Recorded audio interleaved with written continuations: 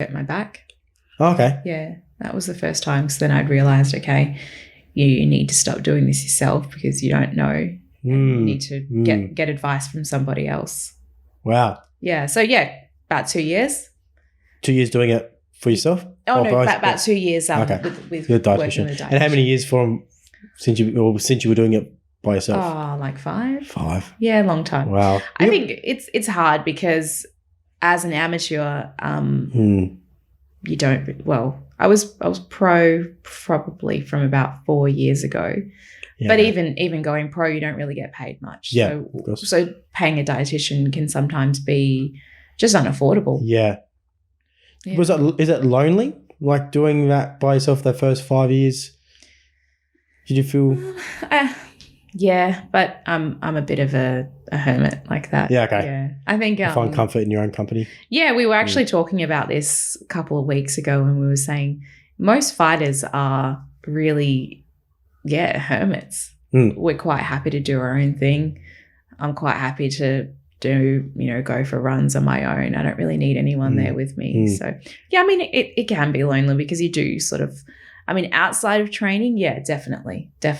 I don't really see my family as much because, I work full time and it's a demanding job as well. So on top of training, by the time the weekend comes around, I'm so tired. I've got so much to do as far as just making sure that my week ahead is planned, all my food, all my work is sorted. I still train on the weekends as well. So yeah, in that regard, it can be pretty lonely.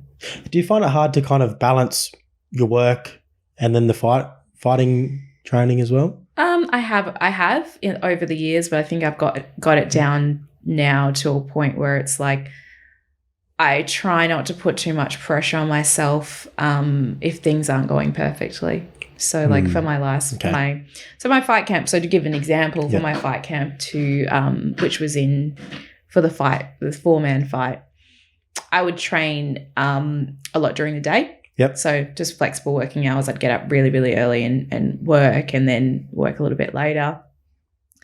So I was getting sessions done during the day, whereas the fight camp just gone, I wasn't able to do that because work was just, I just couldn't, work was just too crazy for me to do that.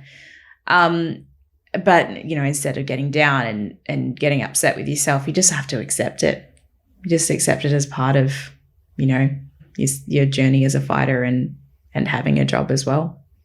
You accept things that can become no point umming or ahhing over something you can't really affect or change, can you? Yeah, and you sort of just have to accept it. I lost my last fight, which was a decision, which everyone has their opinion over what they thought should have happened.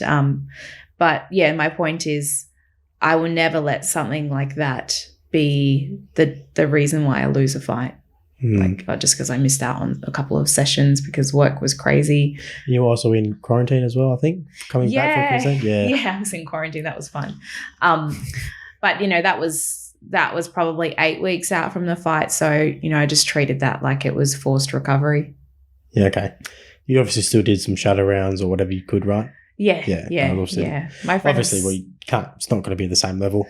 Oh no, not at all. But yeah, no, I'm pretty lucky. I had some friends that dropped over some weights and some cardio machines, and so I probably had it better than a lot of people would in that scenario. Do you find it hard to kind of you lose a fight? Is it hard to kind of bounce back? Do you kind of like mentally bounce back? Like you lose it, well, someone decides you lose. If you make it all the way through the rounds and the judges decide that you lose, is it harder to bounce back from a fight like from that?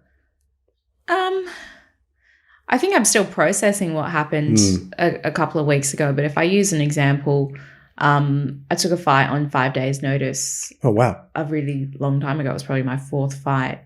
And I lost that fight. Yeah. So coming back for the rematch, I was so driven and I just trained it's almost like you train at a certain level and then I just upped it. And I was like, this is the new level because I want to beat this girl so badly. And I'm sitting here talking about it. I'm realizing I take things quite personally, but it works for me. It works. And so I feel like sometimes losing is a good thing and it can really push you. And as long as you don't let that define who you are, you can take that and say, all right, this is an opportunity to get better and I'm going to get better. I'm not going to let it be the end. Let it define who you are. That's a good one. Not letting, just because you lose one doesn't mean you're a loser. Exactly. Yeah. I mean, there's this thing that people say in Thailand. When you ask someone about their Muay Thai career and how good they are, you don't ask them, what's your record? You ask them, how many fights have you had and who have you fought? Because they don't care if you've lost 20 times. They care how many times you fought and how many times you've gotten back in the ring and who you fought as well. So the names. Yeah, exactly. Because you can, and I say this to a lot of the guys coming up in the gym when they lose, and it's like, you could be one of those people that take a fight against someone that's not on your level and you can beat them, and you can keep doing that until you have a 5, a 6-0 record. But until you challenge someone that's great, you never really understand what Muay Thai is about and how Muay Thai is going to make you better.